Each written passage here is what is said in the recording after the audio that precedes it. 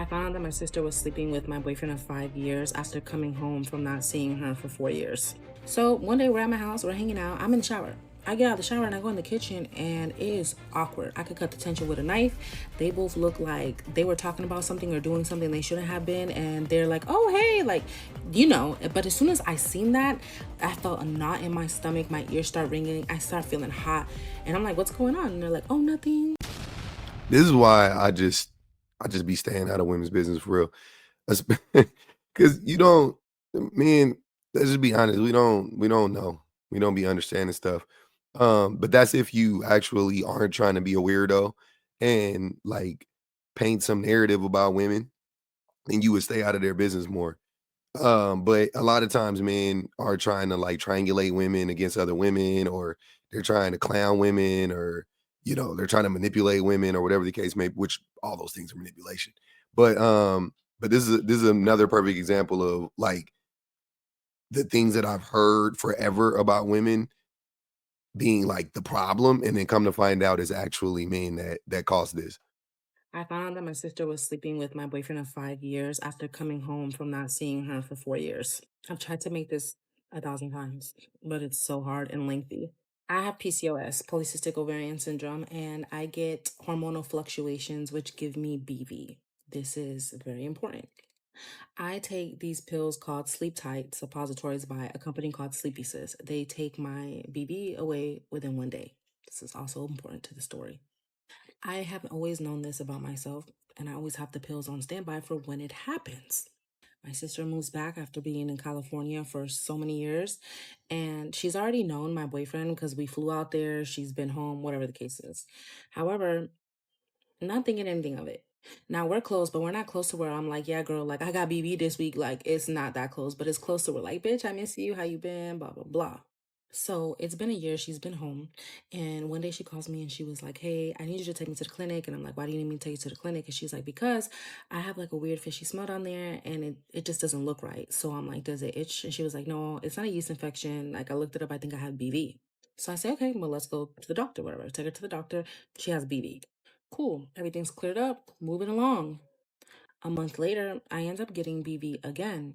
And this time like again, I'm not thinking anything of it because I'm known to get BV after my period, but I do know that my pills, the sleep tights, they take away my BV within one night. I just pop them in, go to sleep, my BV is gone.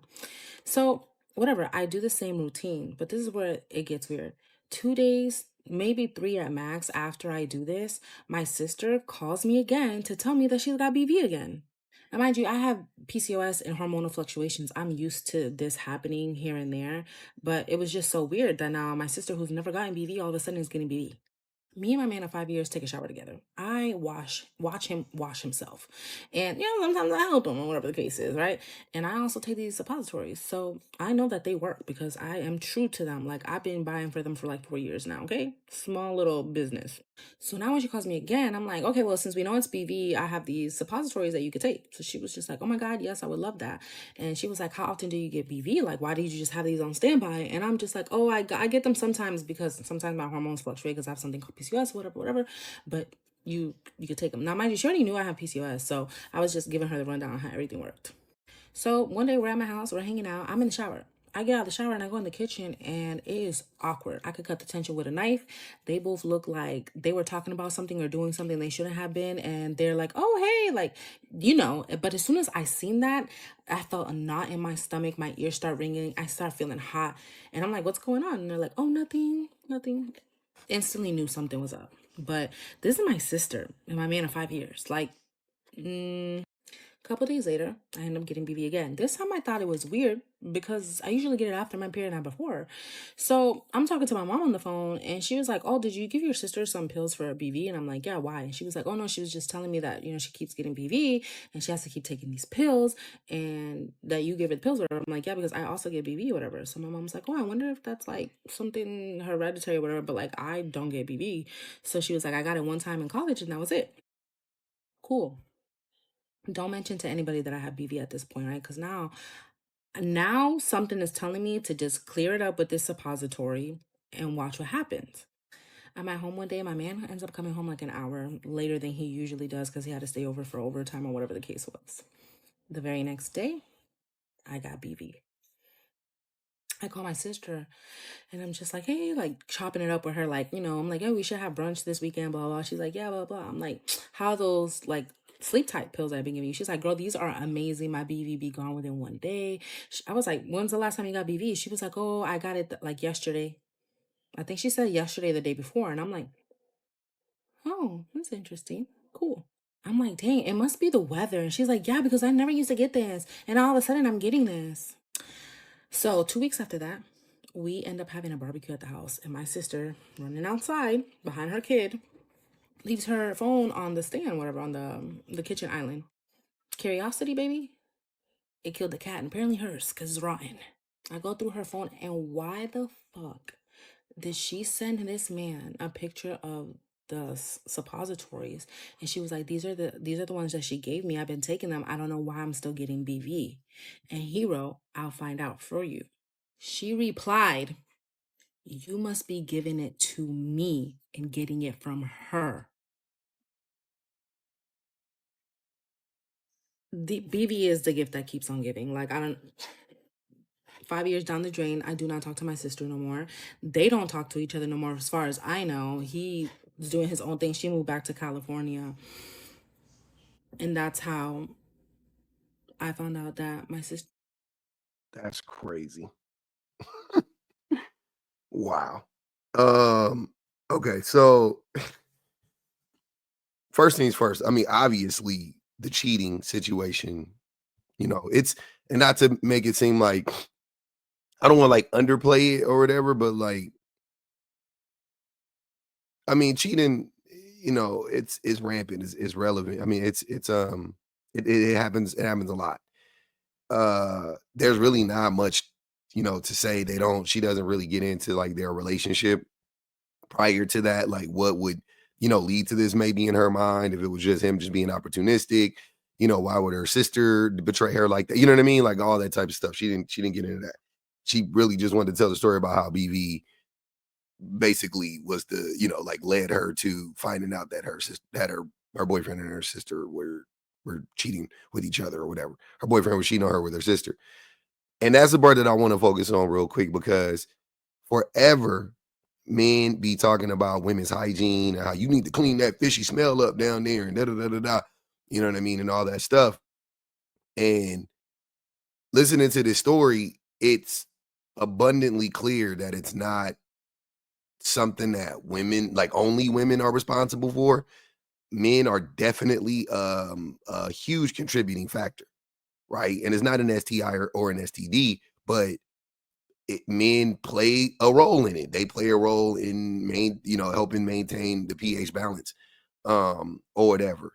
And it's just funny because it it, it kind of is just how men are about about anything concerning men and women's politics, or what goes on between men and women. It's always like men are like to the women, you about issues that at best are 50-50. At best, we contribute equally to it. Like yesterday, this dude was saying, I heard it, I was on a live and this dude said that I asked him like about, I asked him the old question about what, what issues, what societal problems can you tie back to black women?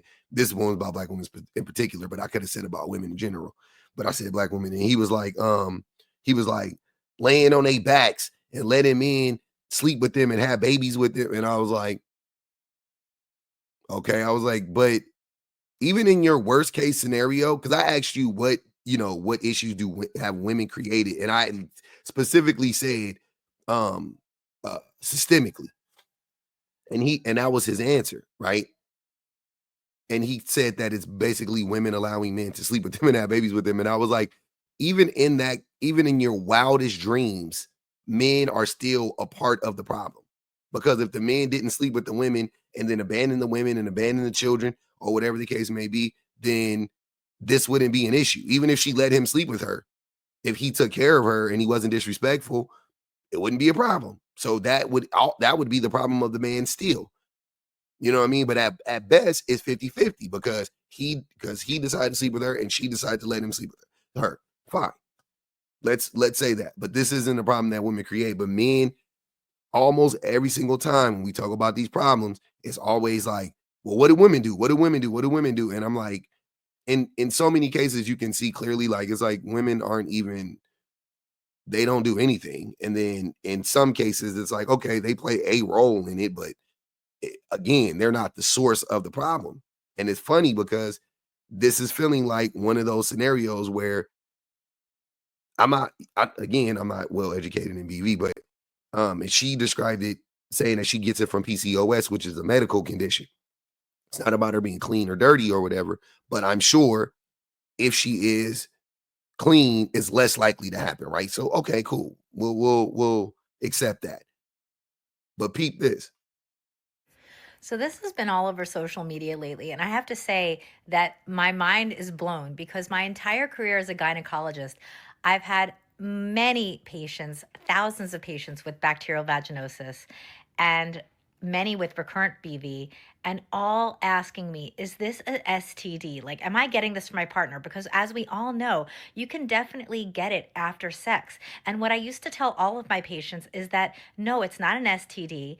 But because semen is a more basic pH than that of your vagina, it can change the pH of the vagina, therefore predispose you to BV. Now, what this study shows that was just published in the New England Journal of Medicine is it looked at male partner treatment for BV to prevent recurrence of BV in women. Now, FYI, if you don't know what BV is, you're lucky. But basically, women know that it is a vaginal discharge associated with a fishy odor, unpleasant, no one likes it. So, this study took about 160 couples, monogamous couples, and in one half, the female only was treated, and in the other half, the female and the male partner were treated. The male partner was treated with flagyl, oral, and topical clindamycin. Now, here's what happened. The study was actually stopped early by the Safety Monitoring Board because the recurrence rate was so much higher in the women whose partners were not being treated. They had a 35% recurrence rate in the treatment group where both men and women were being treated, and they had a 63% recurrence rate in the group where the men were not being treated. So there you go, folks. For the last 20 years, I've been wrong. We've all been wrong. And it might benefit to have your partner treated if you're suffering from recurrent BV.